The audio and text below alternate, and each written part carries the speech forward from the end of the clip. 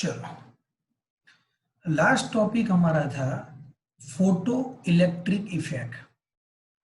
बीच में एक थियरी हमने स्किप की है ब्लैक बॉडी की, उसे अभी रहने देते, बाद में देखेंगे। लेकिन ये जो थियरी है एज अ थियरी इंपॉर्टेंट नहीं है, लेकिन इसका कंसेप्ट बहुत ही इंपॉर्टेंट है। Dual behaviour of electromagnetic radiation, याद रखो, dual behaviour of electromagnetic radiation. इसका मीनिंग क्या होता है? Dual behaviour of electromagnetic radiation देख लो। आपको पता होना चाहिए कि कोई भी लाइट है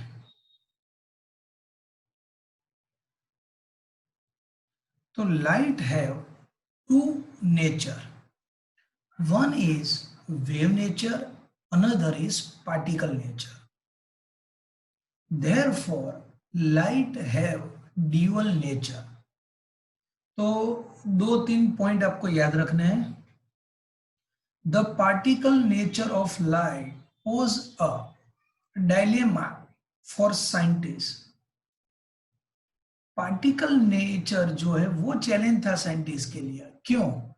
क्योंकि कोई भी लाइट है तो वेव नेचर जो है वो तो एक्सेप्टेबल है, लेकिन पार्टिकल नेचर है वो एक्सेप्शन है। क्या? वेव नेचर है वो तो एक्सेप्टेबल है, but particle nature is exception nature. On the one hand it could explain the black body radiation and photoelectric effect। हमें सिर्फ इतना याद रखना है, there are two effect prove the particle nature। तो कौन सी दो इफेक्ट पार्टिकल नेचर को प्रूव करती है? तो one effect is black body and second is photo electric effect.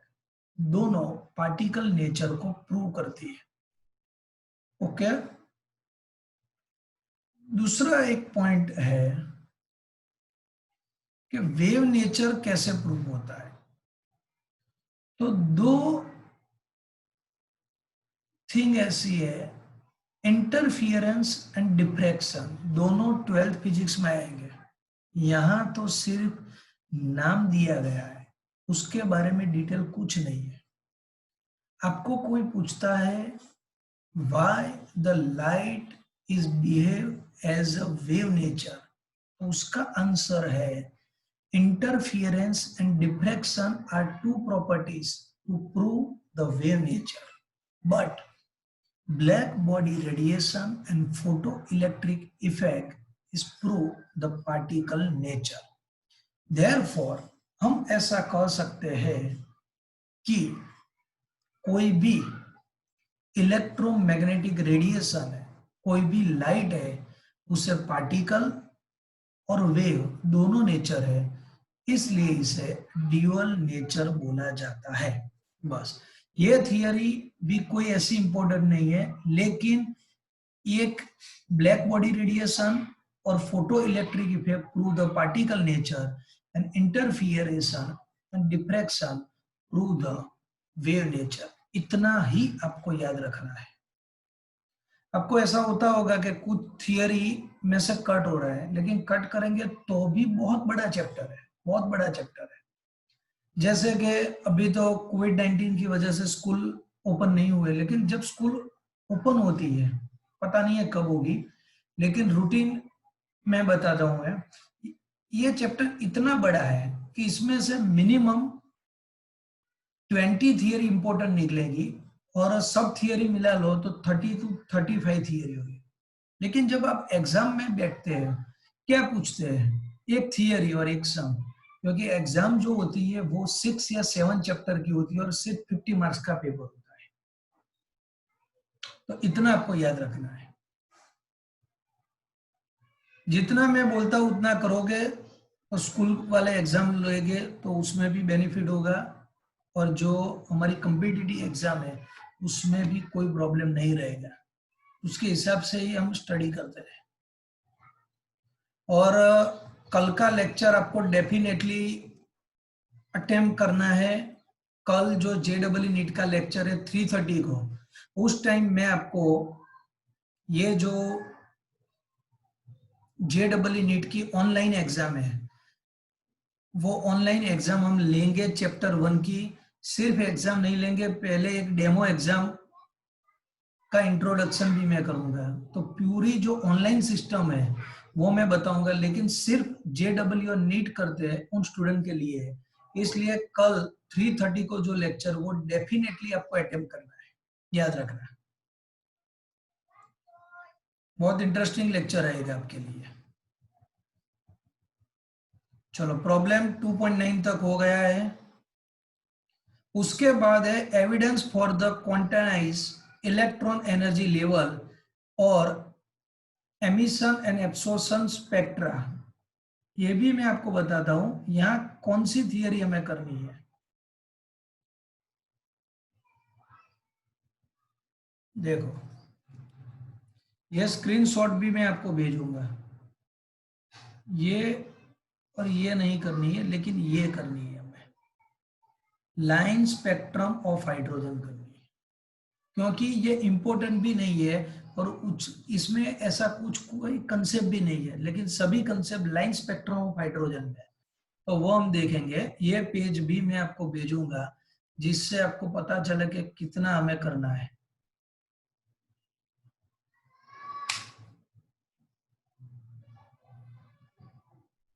चलो, बहुत important theory line spectrum of hydrogen. उसके बाद एक थियरी आएगी बहुत बड़ी है, बोर्स मॉडल। जो इंपॉर्टेंट है, जो MCQ के लिए जरूरी है, वो सारी थियरी हम करेंगे। चलो, लाइन स्पेक्ट्रम ऑफ हाइड्रोजन, ये जो फिगर है वो एमिशन एंड एब्सॉर्प्शन स्पेक्ट्रा की है, तो ये हम नहीं करेंगे।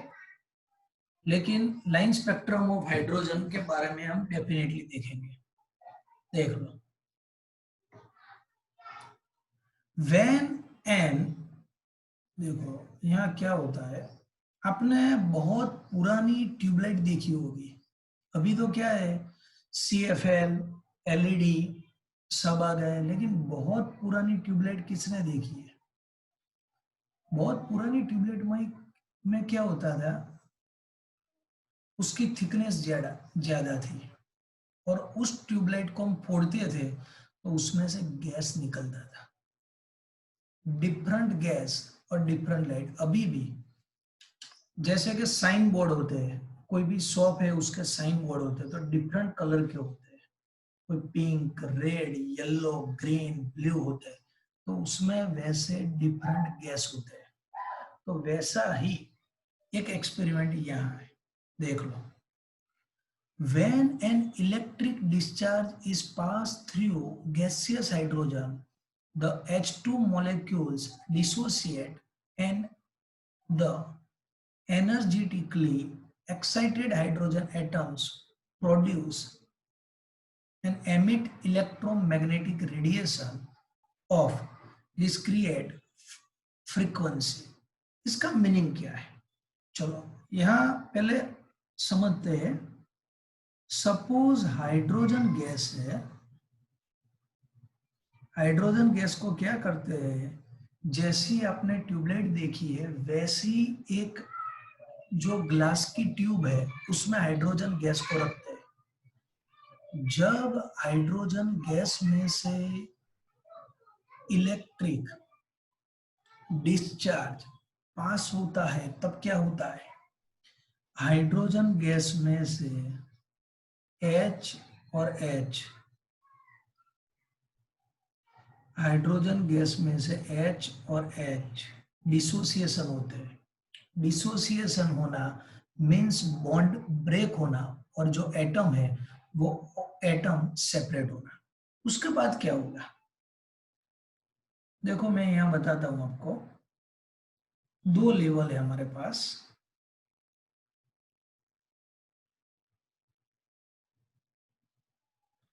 एक लेवल है ग्राउंड स्टेट, और दूसरा लेवल जो है हमारे पास वो है एक्साइटेड स्टेज।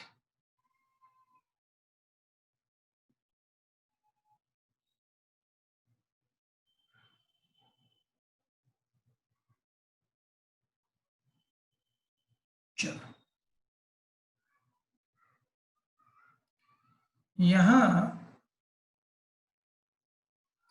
समझ लो, हाइड्रोजन जो है, hydrogen have only one electron.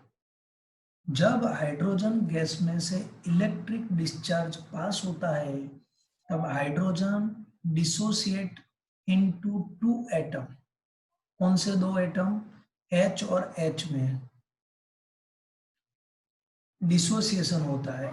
उसके बाद हाइड्रोजन जनरली ग्राउंड स्टेट में होता है, उसके हाइड्रोजन के जो इलेक्ट्रॉन है वो ग्राउंड स्टेट में होते हैं, लेकिन जब उसको इलेक्ट्रिक एनर्जी एब्सॉर्ब करेंगे तब वो ग्राउंड स्टेट में से एक्साइटेड स्टेट में चले जाएंगे।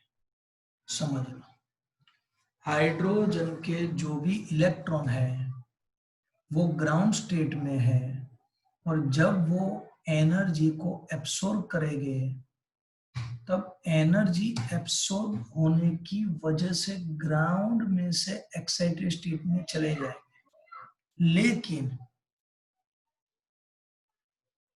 क्विक रिएक्शन ऐसा होगा कि जो एक्साइटेड स्टेज में इलेक्ट्रॉन है वो फिर से ग्राउंड स्टेट में आएंगे, और ग्राउंड स्टेट में आएंगे तो वो लाइट है उस लाइट को एमिट करेंगे, और जो लाइट यहाँ बाहर निकलती है उस लाइट में से एक स्पेक्ट्रम बनता है।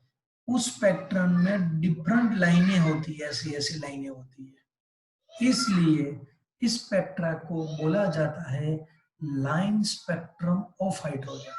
क्या बोला जाएगा? Line spectrum of hydrogen.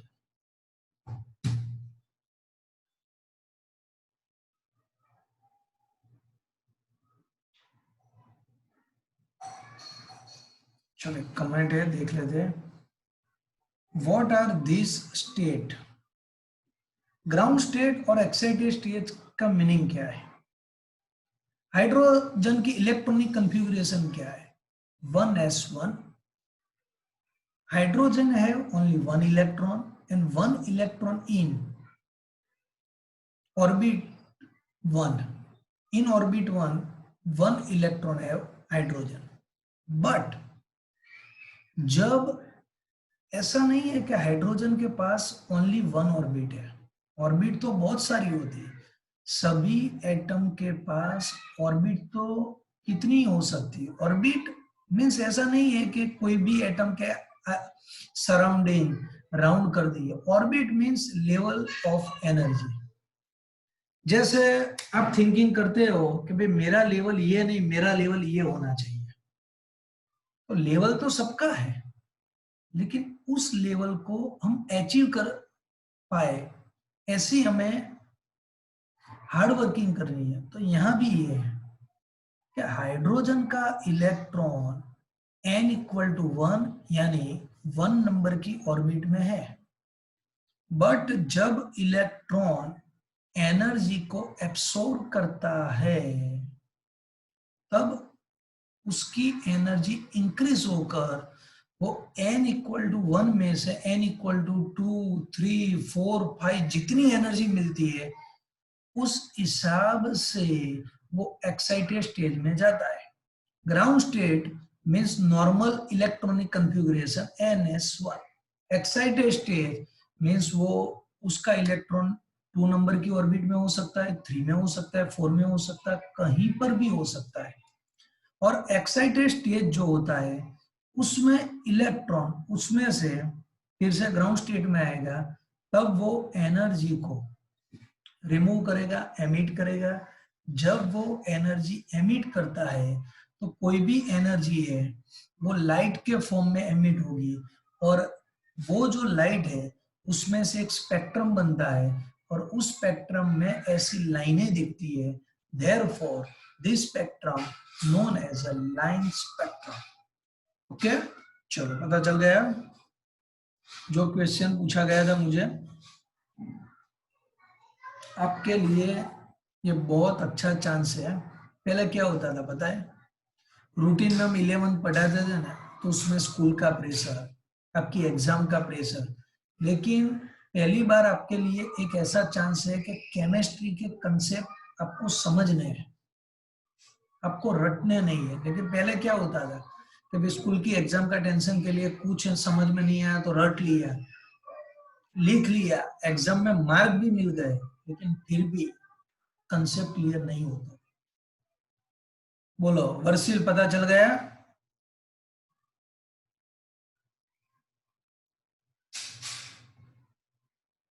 चलो उसके बाद आगे देखते हैं।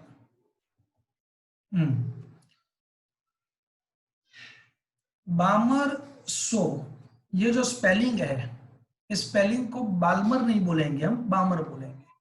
बामर सो in 1885 on the basis of experimental observation that if, अब यहां जाना है, the spectrum line are expressed in terms of wavelength number, then the visible line of the hydrogen spectrum obey the following formula. चलो कौन सी formula को वो follow करेंगे? ये फॉर्मूला को फॉलो करेंगे। फॉर्मूला कहां से आई? तो फॉर्मूला जो है वो डायरेक्ट ही आई है, हमें फॉर्मूला को सिर्फ याद रखनी है। चलो, nu bar equal to formula है 109,677 1/2 square minus 1/n square centimetre inverse. Priyanshu क्या प्रॉब्लम है बोलो? अभी तुम अनम्यूट हो सकते हो, बोलो क्या प्रॉब्लम है? सर हाँ बोलो।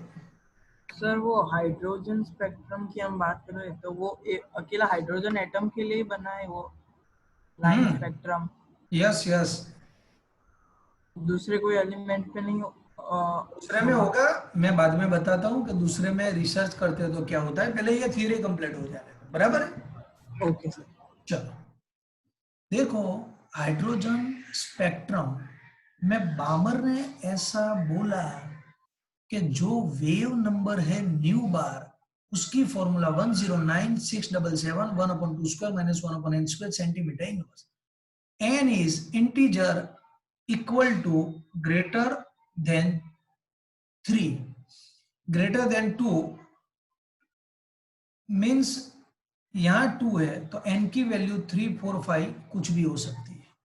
ओके चलो, the series line describe by this formula are called Balmer series. इस फॉर्मूला से जो भी सीरीज हमें मिलती है इसे बोला गया बामर सीरीज बोला गया। क्या बोला गया? बामर सीरीज बोला गया। दूसरी एक थिंग ये है कि ऐसा नहीं था कि हाइड्रोजन स्पेक्ट्रम में ओनली बामर सीरीज ही थी। There are different series in hydrogen spectrum, और जिन जिन साइंटिस्ट ने इन्वेंशन किया था उनके नाम से वो जो सीरीज है वो सीरीज को देखा गया। जैसे कि the series of line described by the formula are called Balmer series. The Balmer series of line are only line in the hydrogen spectrum which appear in the visible region. आपको पता है कि light होती है, हमने last जो theory देखी थी उसमें भी आ गया था कि विजिबल रीजन बहुत कम है, आईआर लाइट भी होती है, इंफ्रारेड भी होती है, बराबर है? The Swedish spectroscopist Johns Rydberg noted that all series of line in the hydrogen spectrum could be described by the following expression. यानी ये फॉर्मूला किसके लिए है? First formula is use for only Balmer, but ये formula general formula है, ये कोई भी सीरीज के लिए यूज है। Nu bar equal to 109,677 1/n1 square minus 1/n2 square centimetre inverse. n1 और n2 की वैल्यू क्या है? देखो, n1 equal to 1 2, n2 equal to n1 plus 1 n2 plus 2, वैसे आगे जाएगा। बताता हूं मैं क्या है। देखो, ये जो सीरीज है इसमें इतनी सीरीज है, इससे भी आगे है, लेकिन टेक्स्ट बुक में यहां तक ही दिया गया है। देखो first Lyman, बामर, Paschen, bracket and phone. क्या नाम है? Lyman, बामर, Paschen, bracket and phone. Lyman के लिए N1 1 2 3 4 5 यहाँ, तो यहाँ N2 देख लो, ये 1 है तो ये 2 3, ये 2 है तो 3 4, 3 है तो 4 5। इसका मीनिंग ये N1 है तो ये +1 +2 होगा। पता चला? लाइमन सीरीज, लाइमन सीरीज जो है वो अल्ट्रावायलेट है। Balmer is only series in hydrogen spectrum in visible region, and बाकी सारी इंफ्रारेड है। बाकी जो सारी है वो क्या है? इंफ्रारेड है। ओके, चलो। द वैल्यू 109677, ये जो वैल्यू है is called Rydberg constant for hydrogen. The first 5 series corresponding N1 1 2 3 4 5, तो नाम आपको पता है, टेबल देख लिया आपने, Lyman, बामर, Paschen, bracket and phone. कैसे ये सीरीज मिलती है वो भी हम देखेंगे डिटेल में रिस्पेक्टली। टेबल 2.3 वो तो आपको पता है। बस इसमें आपको याद क्या रखना है? एक शॉर्ट थियरी, बामर की फॉर्मूला और कॉमन फॉर्मूला। चलो अब कोई हमें कहता है कि चलो ये फॉर्मूला पर से बामर नहीं, लाइमन के लिए ये फॉर्मूला लिखो, तो लिख सकते हैं, बहुत इजी है। देखो सपोज लाइमन के लिए मुझे फॉर्मूला लिखना है, ये कॉमन फॉर्मूला है। चलो, nu bar equal to 109677 centimetre inverse. Lyman, Lyman के लिए N1 क्या है? 1 है, तो 1/1 स्क्वायर, और N2 क्या है? कुछ भी हो सकता है, तो यहाँ लिखेंगे N2 स्क्वायर या कुछ भी N स्क्वायर। पता चला? वैसे ही बामर के लिए 2 है तो यहाँ 2 लिखा गया, उसके बाद कुछ नहीं। पास्चन के लिए लिखना है तो 3 लिखेंगे, ब्रैकेट के लिए लिखना है तो 4 लिखेंगे, यानी N1 तो सबके लिए फिक्स है। क्या फिक्स नहीं है? N2 फिक्स नहीं है। लेकिन एक बात है, जो N2 है वो N1 से ग्रेटर है। ओके, चलो पूरा कंसेप्ट कंप्लीट होने दो, उसके बाद आपका जो क्वेश्चन है वो सभी मैं आपको समझाता हूं।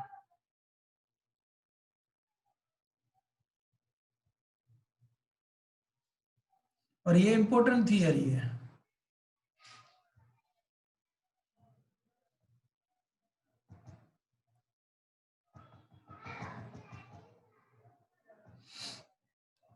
चलो, अब आपको ऐसा होता होगा कि ये सीरीज कहां से मिली, तो इसके लिए मैं आपको 5 मिनट देता हूं। अब एक बार ये टेबल याद कर लो, इतना तो याद कर सकते हो, लाइमन, बामर, पास्चन, ब्रैकेट, फोन, सबका N1 पता चलेगा तो N2 पता चलेगा। पहली अल्ट्रावायलेट है, बामर विजिबल है, और बाकी की 3 जो है वो इंफ्रारेड है। पहले एक बार ये टेबल को याद कर लो, मैं आपको 5 to 7 मिनट देता हूँ, टेबल याद कर लो एक बार, उसके बाद मैं आपको बताऊंगा कि ये सीरीज कहां से हमें मिली है। लेकिन एक बार उसके बाद देखते हैं हम, ये फिगर देखो,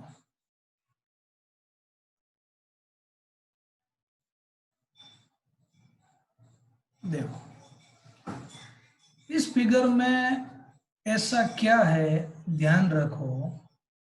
ये है N=1 means ground state, N=2 means first excited state. इसे आप लेवल ऑफ एनर्जी भी बोल सकते हैं, इसे ऑर्बिट भी बोल सकते हैं। N=1 में जनरल इलेक्ट्रॉन होता है, N=2, N=3 4 5 6 और इनफाइनाइट।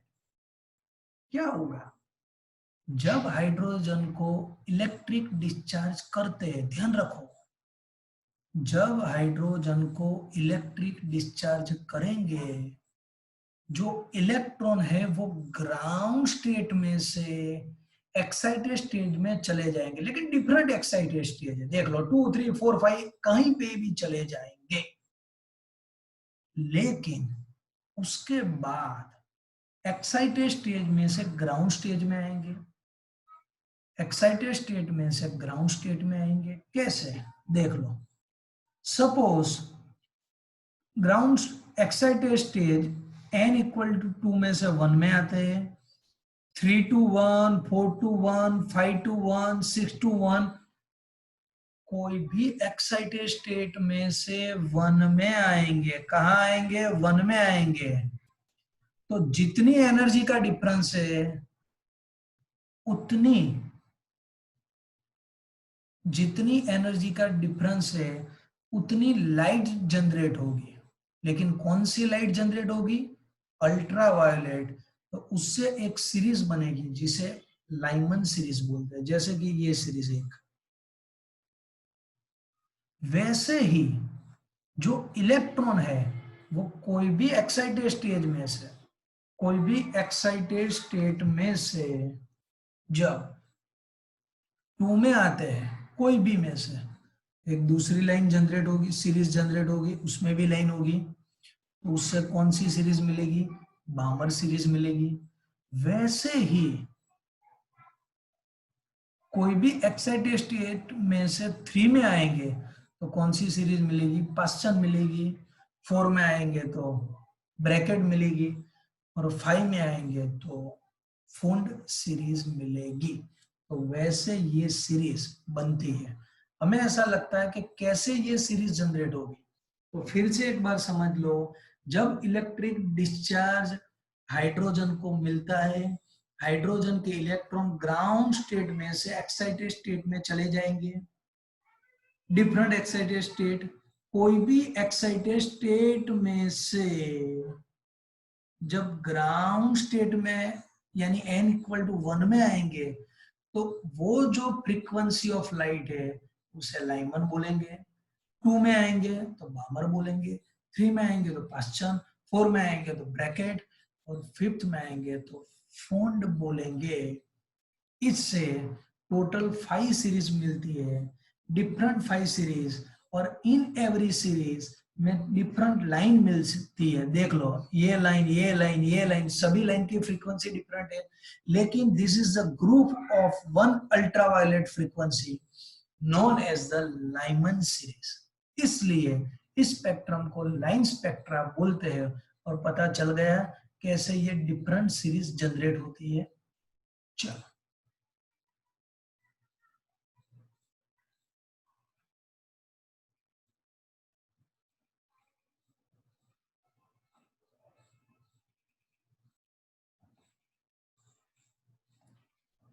चलो अब आपको कौन से पॉइंट याद रखने हैं? याद रखो, एक क्वेश्चन था कि सिर्फ हाइड्रोजन के लिए स्पेक्ट्रम होता है? नहीं, every atom have spectrum. But problem क्या है पता है? एक इलेक्ट्रॉन का नाटक देख लिया आपने, एक इलेक्ट्रॉन है तो टोटल 5 सीरीज मिली, 5 नहीं 6 है, इसके बाद हम्फ्री सीरीज भी है लेकिन नहीं दिया गया है। सोच लो, हाइड्रोजन है ओनली 1 इलेक्ट्रॉन, जब मॉलिक्यूल होता है तब तो बहुत सारे होते हैं, लेकिन हाइड्रोजन का एटॉमिक नंबर ओनली 1 है। 1 इलेक्ट्रॉन का बिहेवियर समझना कितना मुश्किल रहता है। ओनली 1 इलेक्ट्रॉन के लिए इतनी सीरीज हमें जो मिलती है, तो समझ लो मैं सपोज सोडियम का स्पेक्ट्रा निकालू तो उसमें 11 इलेक्ट्रॉन होंगे। सभी इलेक्ट्रॉन अपनी मर्जी से स्पेक्ट्रम बनाएंगे, पता ही नहीं चलेगा कहाँ स्पेक्ट्रम है। इसके लिए उसका स्टडी करना बहुत ही डिफिकल्ट रहेगा। क्यों हम बार बार हाइड्रोजन को रिसर्च करते हैं? क्योंकि hydrogen is the easiest atom in the periodic table because the hydrogen have only 1 electron and line spectrum of hydrogen is very easy. जैसे जैसे नंबर ऑफ इलेक्ट्रॉन इंक्रीज हो गए वैसे वैसे सभी इलेक्ट्रॉन पोता अपना बिहेवियर बताएंगे, और सबका बिहेवियर हम नहीं समझ सकते। जो स्पेक्ट्रम है वो कॉम्प्लिकेटेड हो गए, इसलिए study only for line spectrum of hydrogen. Okay, चलो अब आगे देखो। देखो लिखा है more and more complex for heavier atom. समझ ही नहीं पाएंगे। चलो, हमें इतना याद रखना है कि line spectrum of element is unique. कोई भी एटम है उसका एक यूनिक लाइन स्पेक्ट्रम मिलेगा। There is regularity in the line spectrum of each element, ये भी है, कोई भी एलिमेंट के लाइन स्पेक्ट्रम में एक रेगुलरिटी आपको मिलेगी। बस दूसरा कुछ याद नहीं रखना है आपको, ये दो thing, line spectrum of every atom is unique and there is regularity in the spectrum of each element. Okay चलो, अभी आपके कोई क्वेश्चन है तो मुझे 2 मिनट में पूछ लो। चलो, अभी किसी को नहीं पता चला है, कोई प्रॉब्लम है, कोई डाउट्स है तो पूछ लो मुझे। इसके बाद वाली जो थियरी है बोर मॉडल, बहुत ही इंपॉर्टेंट है, बहुत इंपॉर्टेंट थी। चलो बताओ, अभी नहीं पता चला।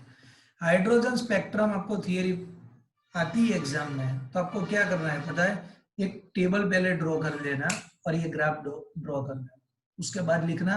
और 3 पॉइंट इंपॉर्टेंट है, ये फिगर, एक टेबल, और nu 0 equal to 109,677 1/n² - 1/n² centimetre inverse, Rydberg's equation.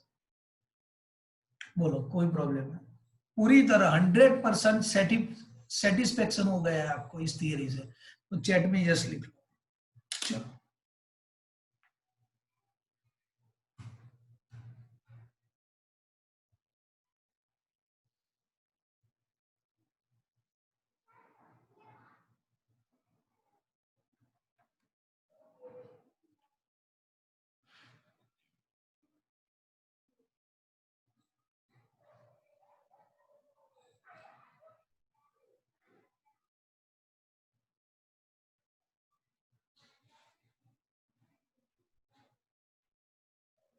Okay चलो, अब इसके बाद बोहर मॉडल तो आज कंप्लीट नहीं होगा, नेक्स्ट लेक्चर में हमें लेना पड़ेगा, क्योंकि बोहर मॉडल बहुत बड़ा है, देख लो। लेकिन ये हमें डेफिनेटली करना है, देख लो, ये भी बोहर मॉडल है, ये भी बोहर है, ये भी बोहर मॉडल है, यहाँ तक है बोहर मॉडल।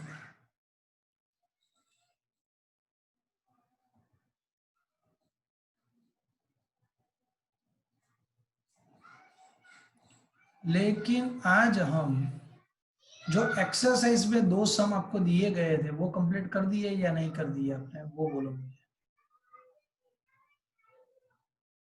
एक्सरसाइज में 2 सम जो मैंने दिए थे 53 एंड 54, वो कंप्लीट हो गए या नहीं हो गए? हो गए, ओके।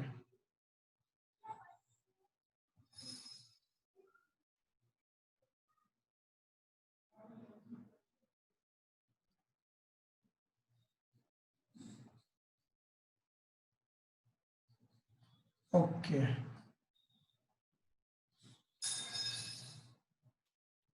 उसके बाद एक सम देख लेते हैं, वरना मैं आपको थोड़ी फॉर्मूला देता हूं, वो सारी फॉर्मूला नेक्स्ट लेक्चर में रेडी होनी चाहिए। और उसके बाद एक एक्स्ट्रा लेक्चर का टाइम टेबल हमें डिसाइड करना है, वो भी आज कर लेते हैं।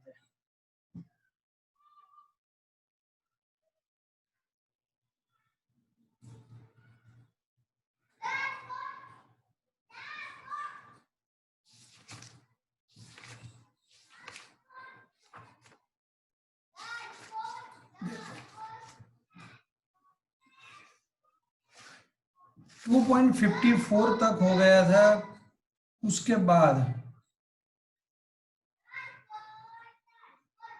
ओके चलो 2.55 नंबर जो है उसे देखेंगे।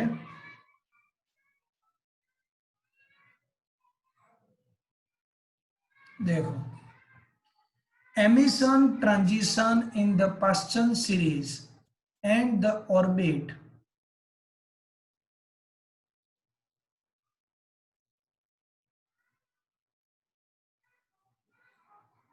n equal to 3 and start from the orbit n and can be represented as nu equal to 3.29 into 10 raised to 15 hertz 1/3 - square minus 1/n square। Calculate the value of n if the transition is observed at 1285 nanometer. Find the region of the spectrum.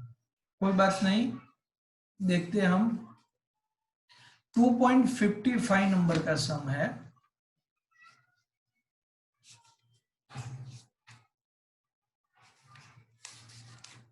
चलो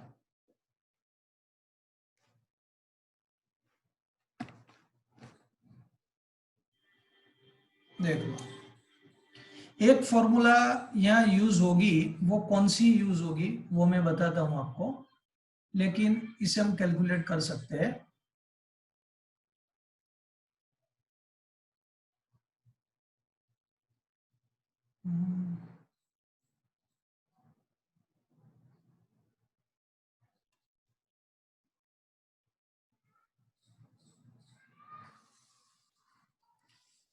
आज मैं आपको सिर्फ WhatsApp में screenshot भेजूंगा, आपका homework आपको app में सेंड नहीं करना है, क्योंकि इतना होमवर्क है ही नहीं आज। 2.55 नंबर देख लो। एमिशन ट्रांजिशन कौन निकल रहा है?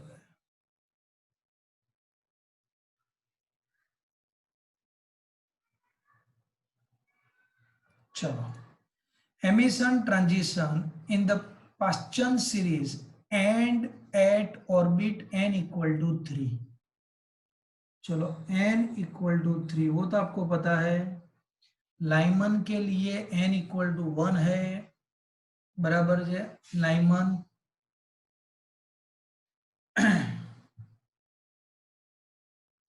बामर, पाश्चन, bracket and fold, and start from the orbit n can be represent as, उसकी फॉर्मूला भी दी गई है हमें, न्यू इक्वल टू 3.29। वो जो फॉर्मूला थी ना, वो न्यू बार था, यहाँ न्यू बार नहीं है, यहाँ न्यू है। 3.29 into 10⁻15 1/3 square minus 1/n square, वो न्यू बार था, यहाँ न्यू है। इसका प्रूफ नेक्स्ट लेक्चर में देखेंगे हम। Calculate the value of n if the transition is observed at 1285 nanometre. चलो, इसका मीनिंग ये हुआ लैम्बडा इक्वल टू 1285 नैनोमीटर है। तो find the region of the spectrum, बराबर है। चलो, n की वैल्यू भी फाइंड करनी है और रीजन भी फाइंड करना है। रीजन तो पता ही है, पाश्चन है, तो रीजन कौन सा होगा? जब पाश्चन होता है तो अब आईआर रीजन ही मिलेगा, वो तो हमें पता ही है।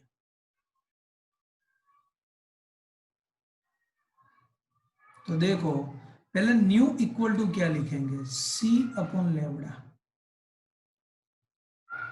न्यू इक्वल टू क्या लिखेंगे? c/λ, बिकॉज हमें लैम्बडा दिया गया है। लैम्बडा की वैल्यू है 1285 nanometre, means 1285 into 10⁻⁹ metre. Okay, c/λ 3.29 into 10⁻15 1/9/1/n square. Okay, चलो, c/λ, c की वैल्यू 3 into 10⁸ लैम्बडा की मीटर में वैल्यू 1285 into 10⁻⁹ equal to 3.29 10⁻15 1/n-1/n square. Okay, चलो, कैलकुलेशन हमें कंप्लीट करना है। आप एक काम करो, सबका साथ में कैलकुलेशन करते हैं।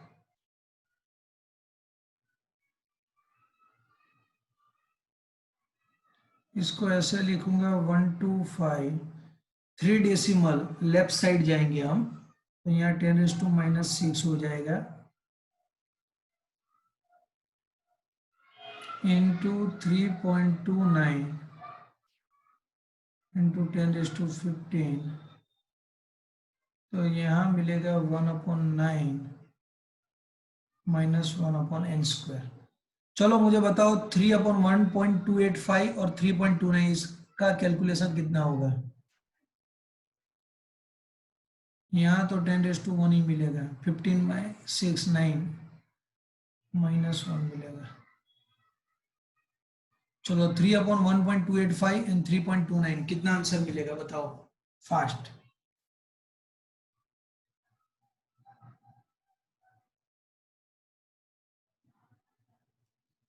चलो परफेक्ट है आदित्य, 0.7096, 0.7096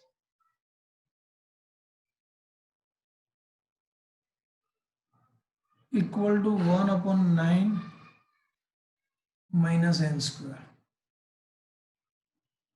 कोई बात नहीं है, हम क्या करेंगे 1/n² हो या, चलो 1/n² इक्वल टू 1/9 माइनस 0.7096 करेंगे। चलो 1/9, अब डायरेक्ट ही मुझे आंसर दो, 1/9 करो और उसमें से ये सब्सट्रैक्ट कर दो फास्ट, कितना मिलेगा आंसर।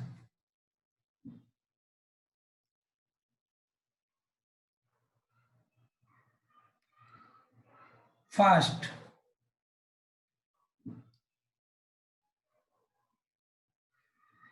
0.04,